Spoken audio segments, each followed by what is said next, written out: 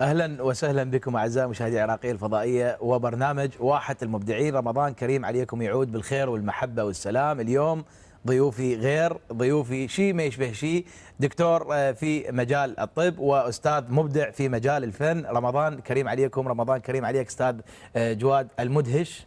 رمضان كريم عليك وعلى كل شعبنا وابناء الامه الاسلاميه، ونقول كل عام وانتم بالف خير ان شاء الله. وانت بمليون خير، واليوم مشرفني بصراحه وانا سعيد بوجودك ويانا. نرحب اعزائي المشاهدين بالدكتور سامر السامري. اهلا وسهلا بك دكتور. يا اهلا ومرحبا، اهلا وسهلا بك. شكرا شو جزيلا. تحب تقول للمشاهدين الكرام؟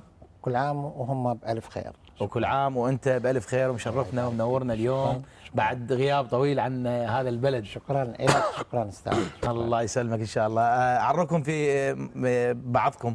الاستاذ جواد المدهش مخرج ومؤلف وممثل مشهور ومبدع. مرحبا. الدكتور سامر السامري دكتور طبيب في مجال الجراحة والتجميل. الحقيقة أنا سعيد بقعدت به الشخصية، وهي شخصية راقية. إلي كل الشرف، إلي كل الشرف، أهلا كل الشرف. أهلا وسهلا بكم.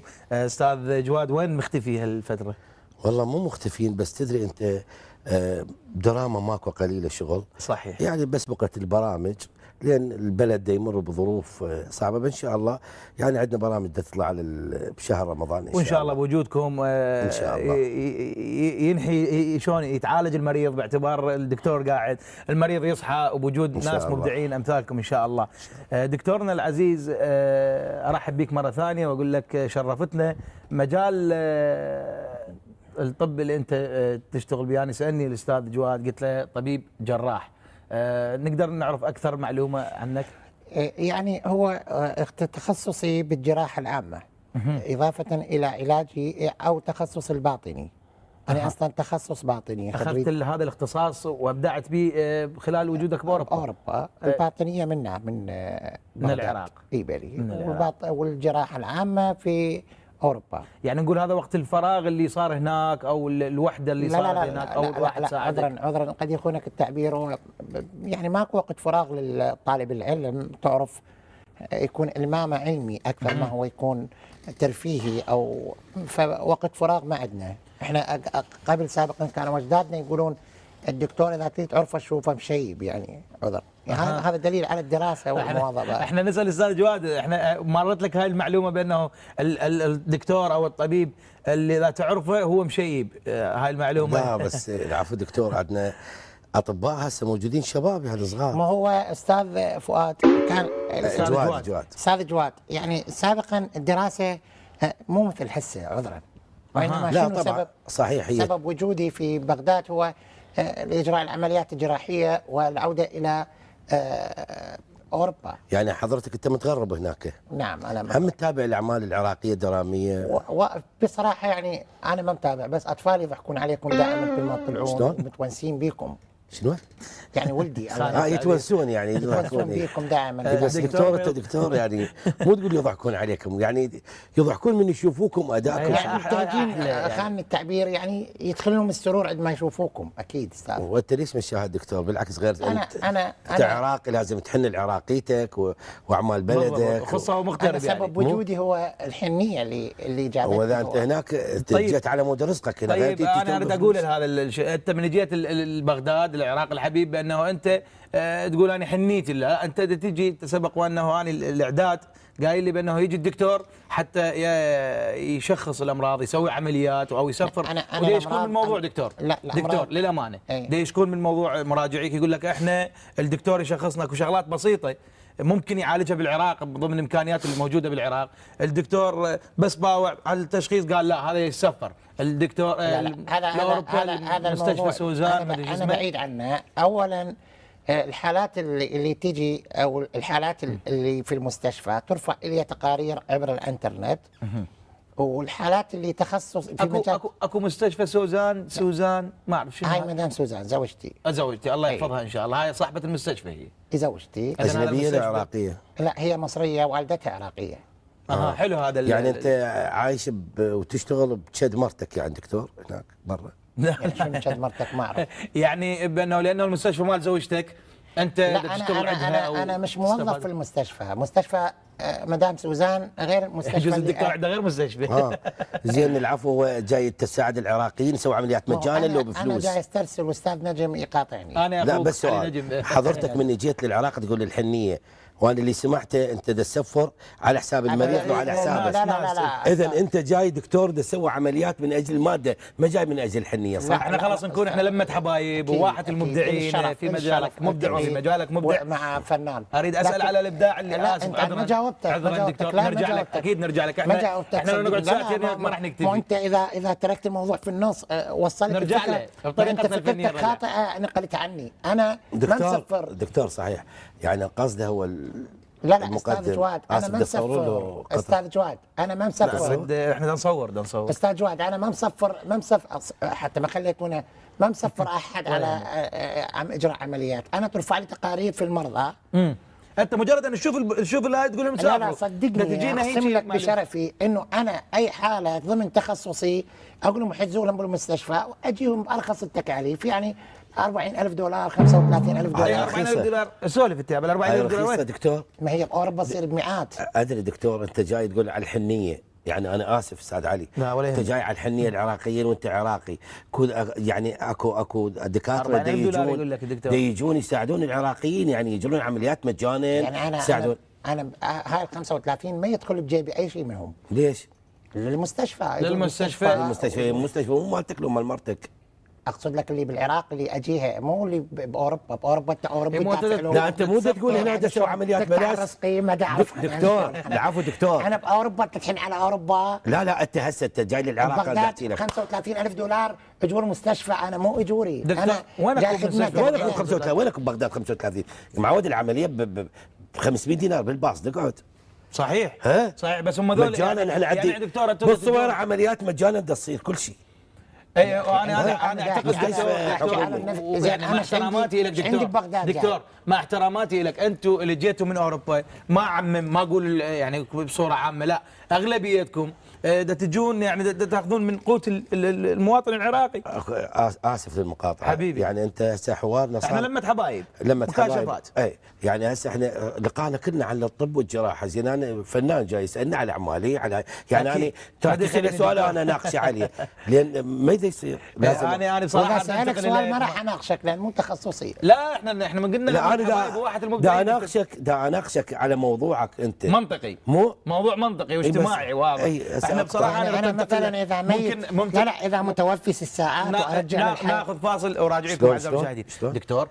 دكتور مو انت ما يصير اني من انتقل، انا مقدم البرنامج، انا من انتقل صح يا ما هو قالها بالجو يعني انا انت نقلت تفضلت يقولون هذا بيضعف في المقدم. انت طرحت اطراء مبيه، قلت انه انا استغل العراقيين اسفرهم مستشفى مدام سوزان. هذا يجينا يا حبيبي يا دكتور اعداد خطا. اي خلاص انت قلت لا اعداد مو خطا. بس العفو دكتور اسف للمقاطعه، يعني انت هواي تحكي. هم الدكاتره هواي يحجون. شنو هواي؟ يعني هواي تهرت يعني بالحكي، يعني ما مطيني مجال اللي احكي. انا اريد انتقل للسؤال. انت ما حد يعرفك دكتور، هسه جمهور الجمهور بده يشوف ما حد يعرفك.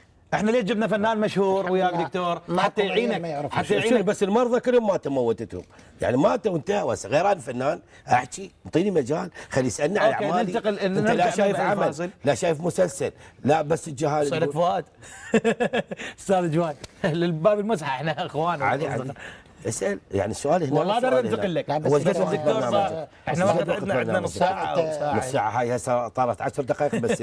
لا انت مشهور وفنان كبير. نرجع للجواب. دكتور اسلوبك دكتور لا مو انت ما يصير دكتور كله الك تتناقش بالعمليات وهذا. استاذ المخرج استاذ انا احكي لك لان انت فاهم بالشغله. الدكتور ما يفهم يعني نظيري بروفيسور او دكتور او انا اسف ترى يعني الاستاذ جواد يفتهم بموضوع الفن وموضوع التصوير، انت يجوز ما تفتهم يعني بهذا الموضوع. طبعا تفتهم شنو يعني قدامك شنو؟ لا ما تفتهم، اسف ما تفتهم بموضوع التصوير.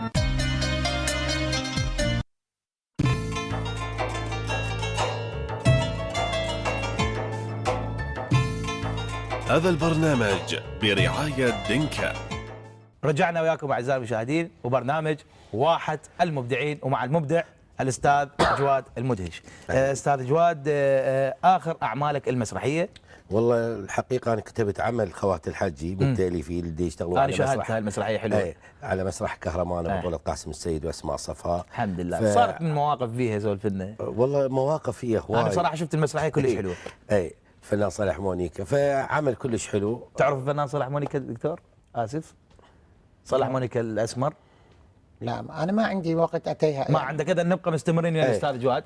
فمسرحيه كلش حلوه، لاقت نجاح باهر، وبس بهذا الظرف هسه توقف. فالموقف صار بها حلو. والله انا بس حضرت قليل بالتمارين يعني. يلا استفاد. دكتور ما يصير دكتور. الو بني الناس، انا بالعراقيه. نعم. نينوس. اوكي تعال شنو مرتبط؟ خليه بالثلاجه وانا اخلص وارجع له. شنو؟ بس لا تبلغ ذوي يا اخي. خليني ناس، انت دكتور، انت قابل شنو عم بنشرشي؟ شنو مرتبط؟ لا تبلغ ذوي، اذا سالوا قول لهم يم دكتور خلاص يا اخي. قول لهم يم سامر يم ماهر يم اي دكتور. انا اجي واطلع واصور وياك تقول لي شنو دكتور ماهر يمك؟ دكتور نصور. دكتور يا اخي دكتور نينوس سد التليفون راح اكسره براس الخلفك. سده. اوروبي دكتور ما يصير. شنو؟ ما يصير يعني التليفون ما يصير حبيبي، خليه صامت، خليه شو اسمه. عذرا بس مرخصتك. انا محتفظ بيه هديه مدام سوزان. هديه خمي يبي شغلنا دكتور. هذا التليفون شنو؟ لا هذا احد مرضاي متوفي يعني. شنو مسخن ومتوفي شنو؟ يعني متوفي قلت له 6 ساعات ما رجعه. شنو شلون علون؟ انطوك للنسوه سوخ. احد مرضاك متوفي، انت بعد شو تريد تسوي؟ غير يسلموا له، غير يسلموا له، لا تقول لهم دوي شو تريد تبيعها؟ استاذ انت ما سالتني عن سبب ابداعي. ما هو ابداعي بهذا التخصص. اي متوفي بدون حاله استثنائيه، مثلا اطلاق نار، ضرب شوخيه، ضرب كذا. شوخيه ذول الاسباع اللي يسوون نفسهم خوشيه.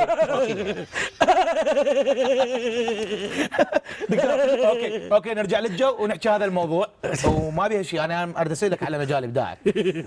نرجع استاذ ضحكته مميزه. نرجع استاذ ضحكته نرجع. ضحكته هو صاحب الضحكه المميزه جواد المدهش. فردانه. اعزائي المشاهدين، رجعنا وياكم برنامج واحة المبدعين، ونسال مبدعنا الدكتور سامر. دكتور قلت جاك تليفون، اخذنا فاصل تليفون، سالتك قلت لك شنو هالموضوع؟ سولف لنا. يعني هذه حاله انا تميزت بها باوروبا. يعني فاقت زملائي الاطباء الاوروبيين ما بعدي وما قبلي. اعتقد ما راح ما بعدك وما قبلك، يعني قبلي ما راح يتميز بها هي.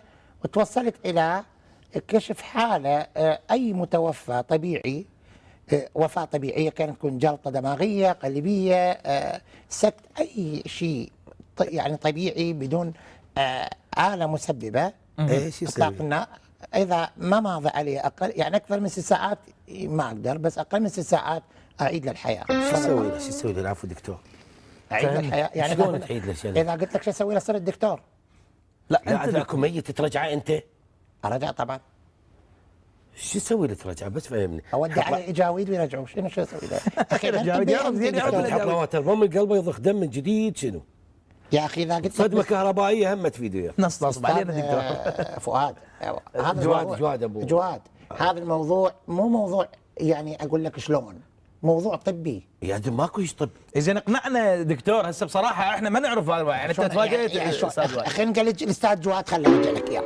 يعني لازم الله عليه. ما ادري شلون انا هسه بالعراقيه وعندي برنامج مباشر. شلون اقنعه؟ اخي هذا نسيت شيء.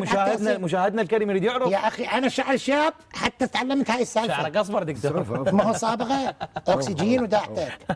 هاي بنيسان احكيها، بدايه نيسان سياره مرسيدس هاي. لا شهر نيسان. ليش احكيها بنيسان؟ اي حتى شو يصيحوا لها. دكتور ليه تحكيش بالجو هذا؟ مسحوه عيب. احنا بصراحه يعني هسه تهنت مهنه الطب. لا انت تقول هذا مسحوه مجموعه انقاض قدامك. لا مو بهذا. لا مو العفو دكتور، بس انت هذا هنت مهنه الطب يا اخي. ماكو دكتور يحكي.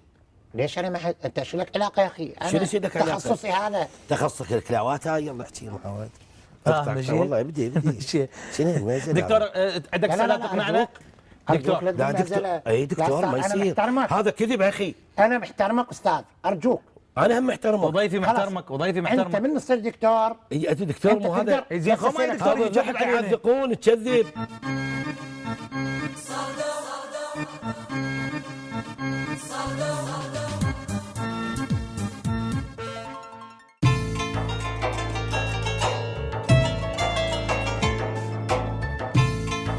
هذا البرنامج برعاية دينكا. اعتقد انه بس عندك، لا عندك شهايد دكتور؟ ها؟ شهايد عندك دكاتره، ما احس بيك انت دكتور. يعني هذا منطق مو مال دكتور. لا شنو؟ يعني ما ادري، ما هي سريع دكتور خلينا نتفاهم. اكيد اكو منطق، اكو منطق. واد يتهجم علي. لا ما تهجم عليك استاذ الخاطري. يا باشا عندي انا وياك. عيد اللقاء من البدايه. عيد ما عندنا مشكله، احنا اصلا تسجيل يعني. اوكي نرجع. بس دكتور انت احكي عن الامراض، احكي عن معالجاتك، عن طروحاتك. بالسويد عند مستشفى هو قاعد الميت، وينك هاي تعدي الميت؟ انت من قلت انا مؤلف خالات الحجي، انا قلت لك خوات الحجي، انا قلت لك انا وحده منهم مثلا. يا اخي انت تحكي بمجالك، انا احكي بمجالي، انا اتكلم عن ما هو تخصصي. اي كذب هذا يا دكتور، ما يصير. لا اكيد تتلاطف وياي. اراد لك تكتب فد مسرحيه عليه. اي والله. لا استاذ، لا ارجوك. هذا مو من الواقع يا دكتور، هذا مو من الواقع. ارجوك. لا بيصيح. لا اصيح طبعا. لا تصيح دكتور. لا ارجوك. لا ما تهيني، ارجوك لك ما يهينوني. لا ارجوك، لا اشرب منك ما يهينوني. شو تهيني؟ تعال اقعد احكي. انا لا مو هيك، رجعوا شباب. رجعوا شنو؟ انا ما رجعوه. شنو انا مبيوع ورجعون شباب؟ لا طبعا مبيوع. من جايبه هو؟ انا نعطيك فلوس مو ببلاش جايبك. لا ترفع ايدك من تتكلم، مو ببلاش جايبك. استاذ جواد ودعتك. دكتور انت ما ليش دكتور؟ بس احكي يا والله. بس ما ليش دكتور؟ بس اقول لك قاعد سولف. احكي انت براسك ما اخذت فلوس. اقعد. استاذ جواد بالقران اخذ فلوس، يلا اجي اقعد. بس اقعد تجيب لك دكتور معروف، دكتور مشهور. يا الله يخليك كان تجيبون تخلونا بيجم. هذا كذب، هذا دكتور. اقعد لا انت عفيت لي شفتك. اقعد يا حبيبي، اقعد يا حبيبي، اقعد يا حبيبي. دكتور اقعد استريح. اقعد يا عيني. اخذت فلوس وما اخذت فلوس؟ اخي اقعد. يغمز بعينك. يغمزك بعينك. شنو انت بنيه وصجمك؟ اقعد يا حبيبي. لا تقعد دكتور، انت منين جايب؟ هسه احنا المفروض علينا نكمل هذا البرنامج. المخرج يصيح، انت تصيح. دكتور بالا انت؟ ضيفي جاي ما شايفه، انا متونس دا اشوفه. دكتور بالا انت؟ اقعد يا حبيبي. دكتور دكتور بالا تقول لي؟ اقعد يا حبيبي. دكتور خلي يساعدك. اقعد يا حبيبي. يابو هسه المخرج يصيح. اقعد. هسه النفاني واخذ ترى هذا محسوب علينا اللقاء. شلون اكمل انا؟ يلا احكي وياي ولبسه. الذنب ذنبي جيت لبسه. لا ارجوك. لا قصدي على التيشيرت اللي لبسه عادل. اقول لك انت راح تخليني اطلع من طول. علي عوف السنه لي عوف. نصاب صدق والله. لا شلون جبته؟ انا جايبه اريد افضحه.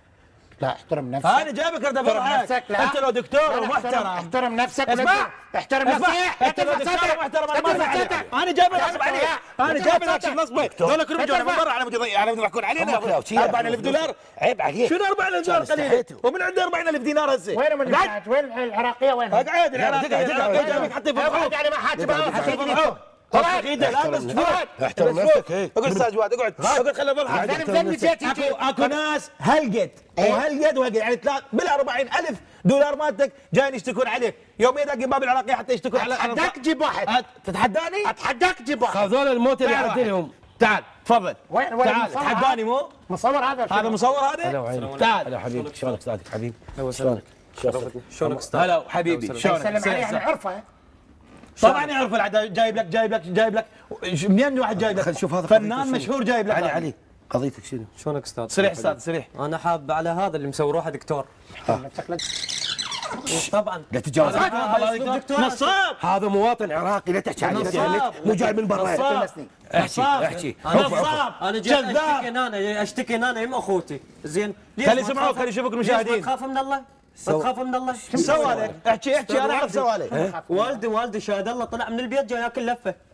شويه سمم راح المستشفى. هنا العنتين قال على اساس انا هو شنو دكتور.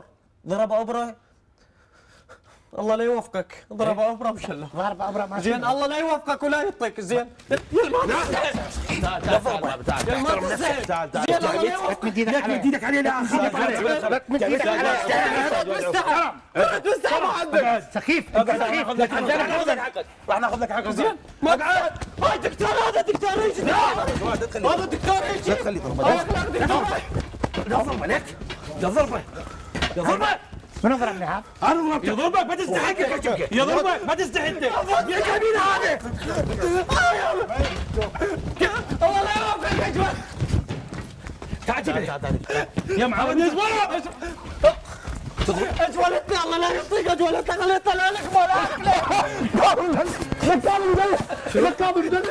لك كاظم مدلل جواد كاظم مدلل تضربني فوكس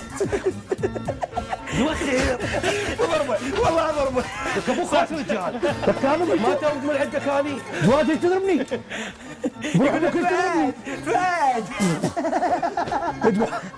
جواد هي تضربني لحد الان انا لو قاعد بس اصمد انا شعلي تضربني بوكس الزلمه بيكم يجي انت وعلاوي احترم نفسك ولا تقول الزلمه. لا بس جواد يضربني بروح ابوك لا انت كنت المقلب طحت فيها جواد بس هي ضربتني لو اخذتني لا جواد بروح ابوك انا ما جوز من عندك ضرب لي سك جواد لك جيت عليه هنا انا اعزائي المشاهدين جيت عليه عشان ما عشان غفر مو خاشي قبل بالفضل قال له شوخي من شوخي دقيتوا علي زين ضربك بشاكوش. رمضان كريم. سؤال برنامج طحت بيها لهذا اليوم عن الفنان جواد المدهش. لعب الفنان جواد المدهش دور مساعد الشيخ في مسلسل مشهور. ما اسم هذا المسلسل؟ أولاً سنوات الرماد، ثانياً سنوات النار. ارسلوا رسالة قصيرة بواحد أو اثنين على الأرقام الظاهرة أسفل الشاشة وأربحوا شاشة سمارت قياس 65 بوصة مقدمة من شركة دينكا للأجهزة المنزلية.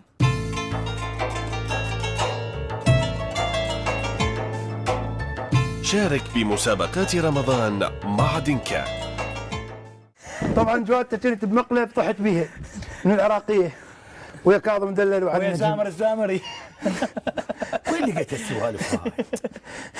احترم شلون لا بس انا سيطرت على نفسي اعزائي المشاهدين قلت دكتور مال باله انا واحد عليه بدلت رنزه صرت عصبي والله قاعد نموت شلون البرنامج؟